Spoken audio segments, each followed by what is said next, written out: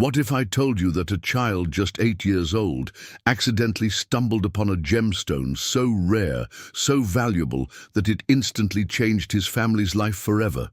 No treasure map, no expedition, just a boy playing outside, digging in the dirt, like millions of other kids do every single day.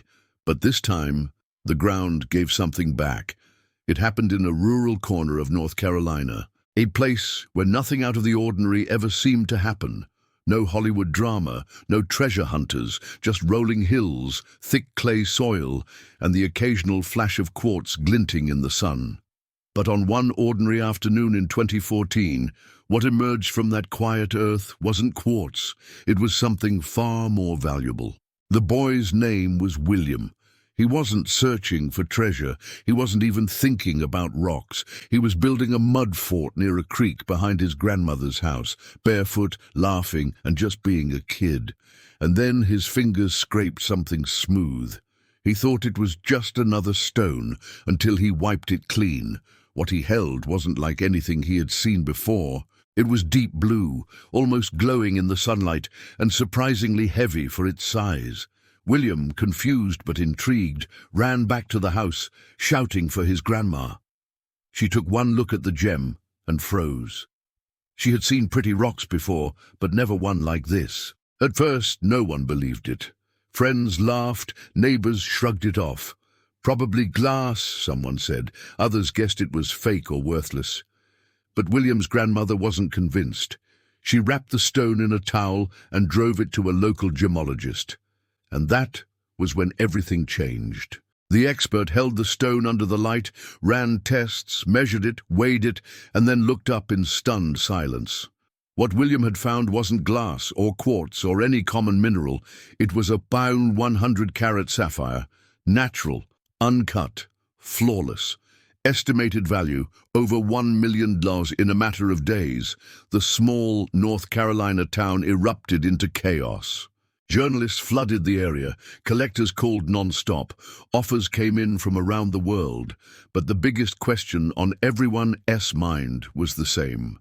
How could a priceless gemstone just be sitting in the dirt? And the truth is, William's discovery wasn't just luck. Beneath that ordinary ground lay one of the richest, least-known sapphire deposits in North America. And what happened next?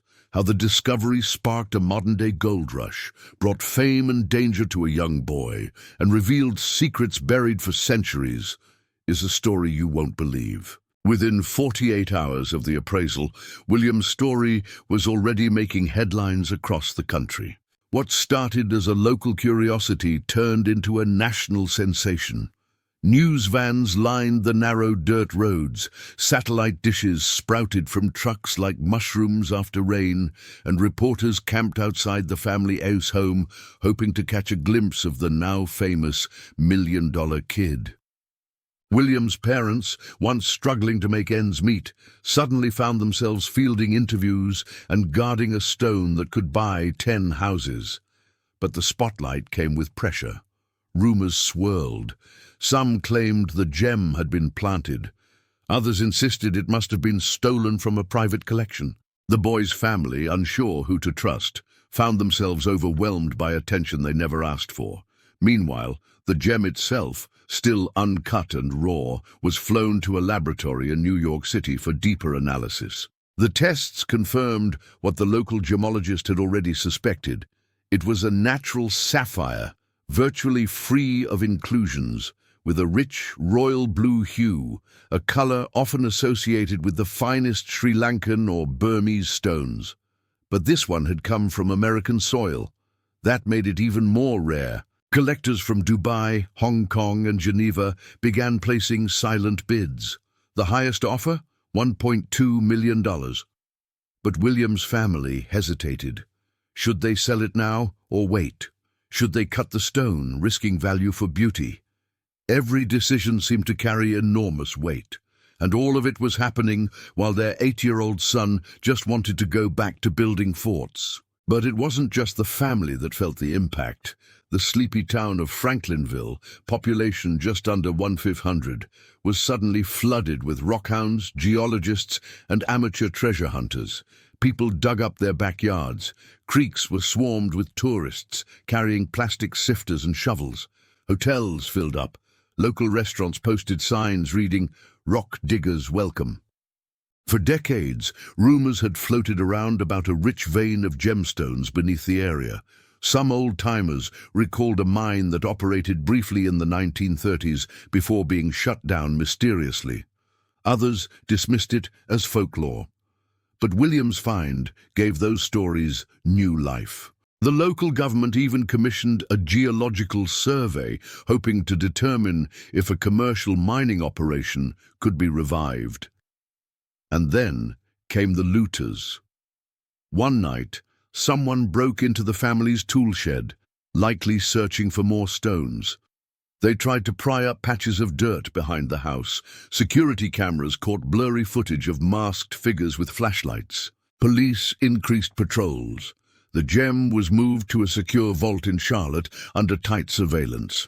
What started as a playful afternoon had spiraled into something much bigger. A discovery that had altered the lives of one family and reignited a forgotten chapter in America's mining history. But as the family soon learned, sudden wealth and fame bring more than just opportunity. They also attract envy, suspicion, and danger. As the media frenzy died down, something unexpected happened. A local historian named Martha Collins, who had lived in Franklinville her entire life, contacted the family with an old journal passed down from her grandfather, who had once worked in the region as a mining foreman. The journal described strange activity in the area during the 1930s, and it mentioned sapphires.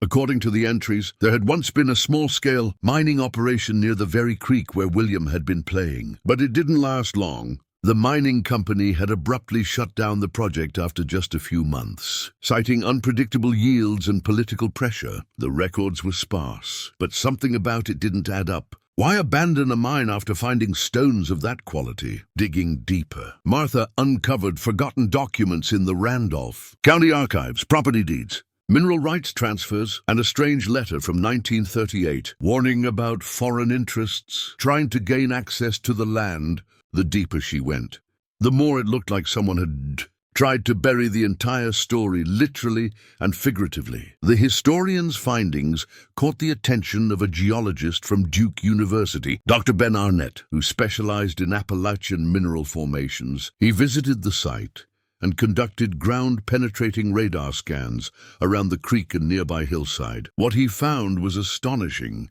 irregular cavities, layers of mineral-rich soil, and sediment anomalies consistent with underground tunnels, possibly old mine shafts.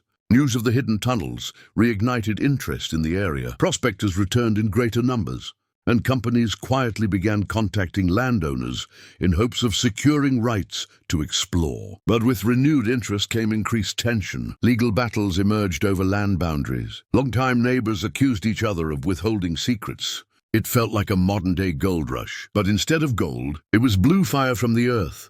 Meanwhile, William's family faced new challenges. They were offered book deals, TV specials, even a reality show. Some saw it as a way to secure their future. Others warned it would only bring more chaos. William, caught in the center of it, all began to withdraw.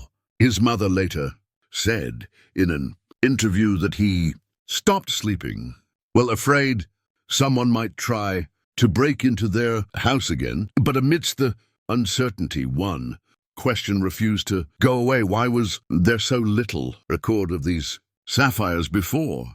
If the region held stones of this caliber, why hadn't anyone exploited it decades ago? Dr. Arnett believed the answer was both geological and political. In the 1930s, most U.S. gemstone mining was small-scale, overshadowed by cheaper labor abroad.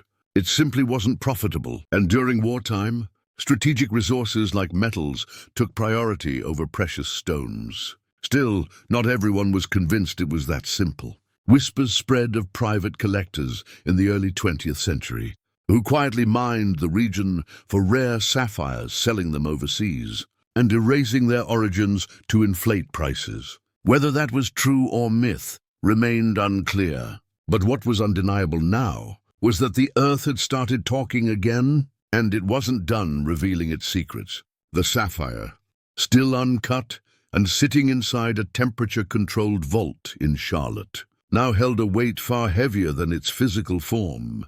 To some, it was a once-in-a-lifetime discovery.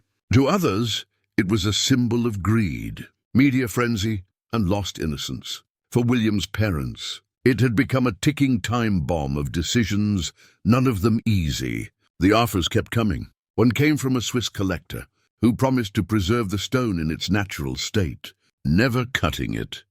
Another from a jeweler in Paris offered slightly more, but on the condition that the gem be cut into a series of smaller stones. That option might maximize profit, but it would destroy the rarity of the single crystal. A third offer, secretive and anonymous, promised over $2 million, with the requirement that all public knowledge of the stone disappear. Torn between ethics, legacy, and financial security, the family turned to experts for help. A retired gemstone appraiser from the Smithsonian, who had heard about the find, volunteered to consult. She advised keeping the stone intact and placing it on public display. "This could be America's Star of India," she said, referencing the famous gem held in the American Museum of Natural History. "Don't sell it, share it." But not everyone agreed. A local financial advisor warned that the family was sitting on a volatile asset. "That stone could lose value in 5 years," he said, "or be stolen, or get damaged. The smart move is to liquidate." The stress grew heavier with each passing week. William's parents, once united in everything, now argued about what to do. Even William himself, still just a child, felt the tension. "I just thought it was pretty," he told one reporter. "I didn't know it would make people act so weird." And then came the lawyers. Disputes arose over mineral rights on the property, with a distant cousin claiming partial inheritance of the land where the gem was found. The case went to court. Media coverage reignited. Headlines blared. $1 million gem tied up in legal battle. The family, exhausted and disillusioned, began to pull back from public view. They stopped answering calls. The gates to their house stayed locked. But behind the scenes, a quiet resolution was forming. William's parents made a decision, one they hoped would protect their son from further stress. They would donate the sapphire to the North Carolina Museum of Natural Sciences, on one condition: that William's name always remain attached to the stone. It would be called the Franklinville Star. The donation shocked many. Financially, it meant they gave up millions, but emotionally, it lifted a weight. The press eventually moved on. The lawsuits vanished, and William finally got his quiet back. For his 9th birthday, his parents gave him a simple gift, a geode, cracked open to reveal a glittering center. He smiled and said, "This one I'm keeping." The museum unveiled the Franklinville Star to national attention. Children on school trips pressed their faces against the glass. Reporters called it a modern legend. But for one small boy from North Carolina, it was never about the fame. It was about wonder, about finding magic beneath your feet when you least expect it. While the public marveled at the Franklinville Star behind museum glass, geologists and treasure hunters quietly turned their attention back to the land. If a child could stumble upon a sapphire worth millions, what else lay hidden beneath the Carolina clay? The answer, it seemed, required digging deeper, not just into the ground, but into history itself. Dr. Arnett, the geologist from Duke, returned to Franklinville with a full research team. Using old survey, maps and modern scanning equipment, they mapped out what they believed to be remnants of a long-forgotten mining grid, narrow tunnels, likely hand-dug, intersecting beneath the hills like veins. Some dated back to the Civil War era, when gem mining had been briefly explored as a wartime resource.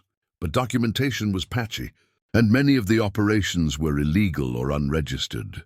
Martha Collins, the historian, unearthed another set of clues, this time in the form of letters between 19th-century prospectors. One letter described a blue flame rock found in the region, nearly identical in language to how modern gemologists described sapphires. Another mentioned a cursed vein, where every man who tried to mine, it either went bankrupt or vanished. These fragments of the past created an intoxicating mystery. Was the Franklinville area sitting on an unexploited gem field? And if so, why had it remained hidden for so long? One theory pointed to deliberate suppression. Local landowners in the early 1900s allegedly discouraged mining to preserve agricultural land values. Another suggested sabotage by large gem dealers who wanted to prevent American stones from disrupting international markets. Soon, outside investment firms began quietly buying up parcels of land around the creek. Locals grew suspicious. What began as curiosity morphed into a quiet paranoia. Some residents refused to sell. Others accepted the money and left town. Rumors swirled, drones flying over properties at night. Unmarked vehicles seen near the old mining sites. Strangers asking too many questions at the diner. Meanwhile, amateur prospectors flooded into the area. Some found nothing but rocks and roots. Others claimed to have found colored stones, tiny, flawed, but still valuable. One couple even brought a specimen to the same gemologist who appraised William's stone. It turned out to be a rough sapphire, worth a few $1,000s. Not $1 million, but proof enough that the land wasn't done speaking. By the end of that summer, Franklinville was no longer the sleepy town it had once been. It had become a magnet for dreamers, opportunists, and history buffs. But the original spark, the innocent joy of a child in the dirt, was slowly being replaced by something darker: greed, secrecy, fear, and for some, the question lingered. Had they uncovered treasure, or disturbed something better left buried? As the legend of the Franklinville Star continued to spread, so did strange stories, rumors whispered among treasure hunters, local miners, and even museum visitors. Some claimed that the boy, William, was never quite the same after finding the stone.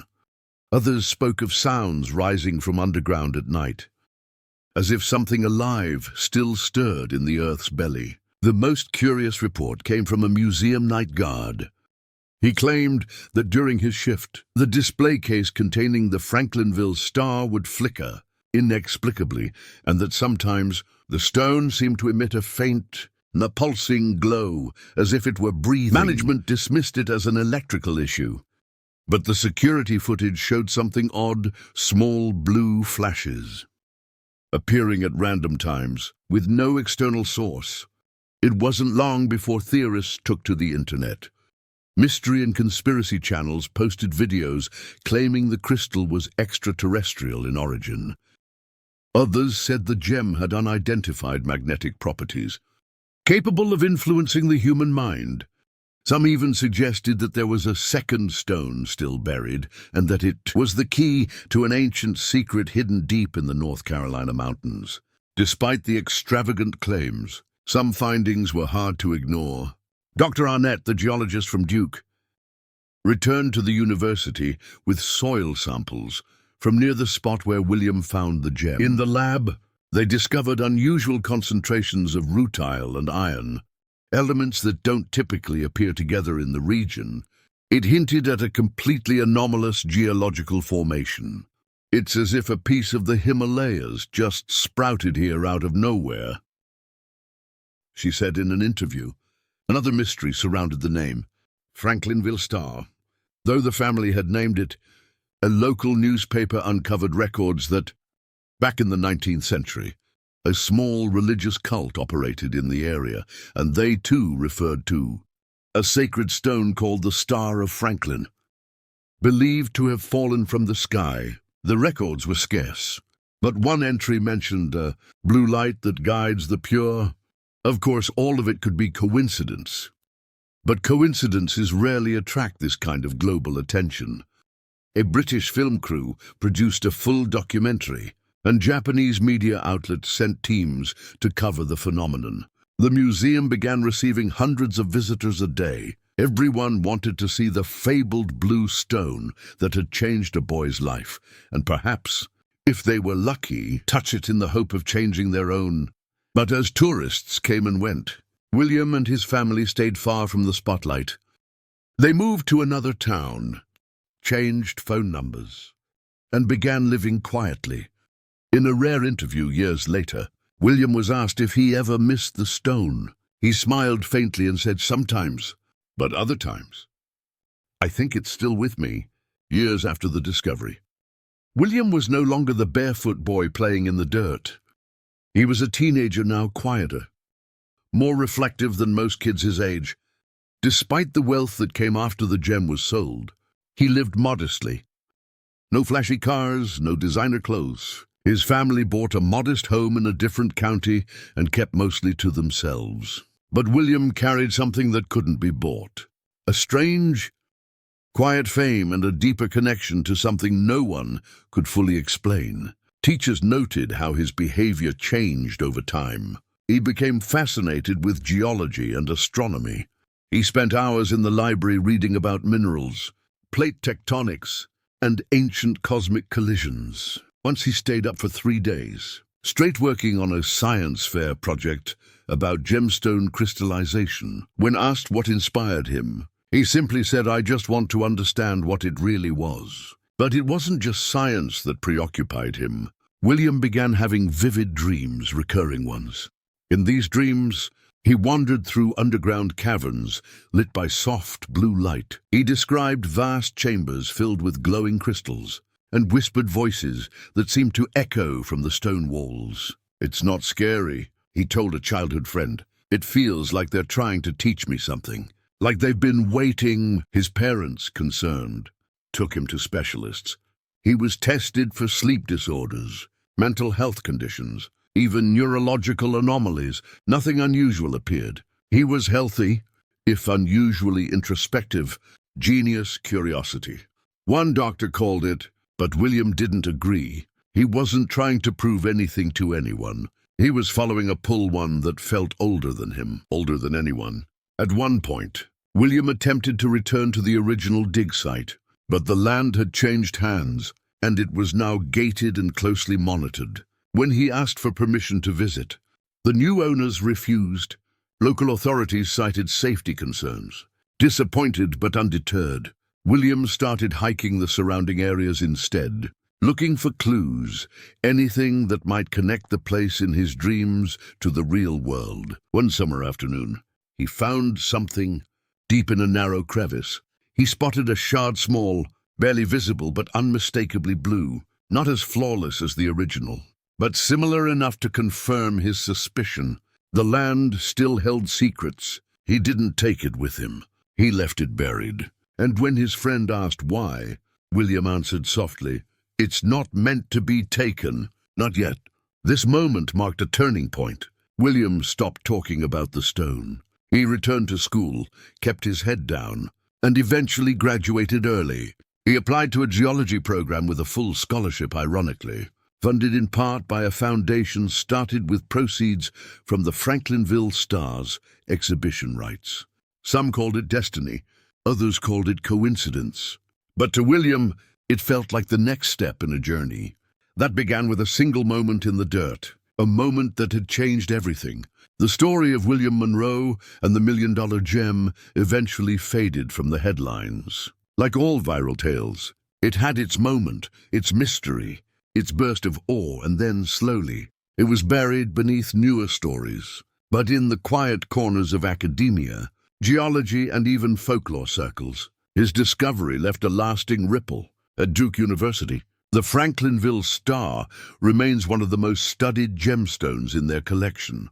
Every year, new students take a field trip to observe it, not just for its beauty, but for what it represents, that chance. Fate and the unknown still hold power in a world dominated by predictability. It reminds us, one professor said, that the Earth still has secrets to tell. But beyond the science and spectacle, something else lingered, something deeper. William's discovery wasn't just about a rock. It was about the invisible layers of reality we rarely notice. A simple act playing in the dirt led to a cascade of events that touched the worlds of science, superstition, history, and even spiritual belief. It was a reminder that extraordinary things often begin in the most ordinary moments. There were those who claimed the gem had a greater purpose, a message, even a will of its own. Theories flourished, online connections to lost civilizations, markers from meteorites, or even artifacts left behind by non-human intelligences. None of these were ever proven, but people kept searching, because deep down, humans are storytellers, and every great mystery demands one. William himself never capitalized on the fame. He didn't write a book, didn't go on talk shows, didn't chase the spotlight. Instead, he quietly pursued his degree and began working with archaeological teams, studying pre-Columbian sites in the Appalachian foothills. He said it made him feel closer to what lies beneath. One journalist who caught up with him years later asked if he ever regretted selling the gem. He paused, smiled, and said, "I didn't lose anything. I found something, not just in the ground, but in myself." That quote would later be etched into a plaque next to the display case where the Franklinville Star now rests. And maybe that's the true treasure of this story. Not the gem, not the money, but the transformation, the awakening of curiosity, purpose, and wonder in a boy who had simply been playing in the dirt. Because sometimes the earth doesn't just give us riches, it gives us reasons. Reasons to look deeper, to listen closer, to believe that beneath the surface of the everyday, there is magic waiting to be found.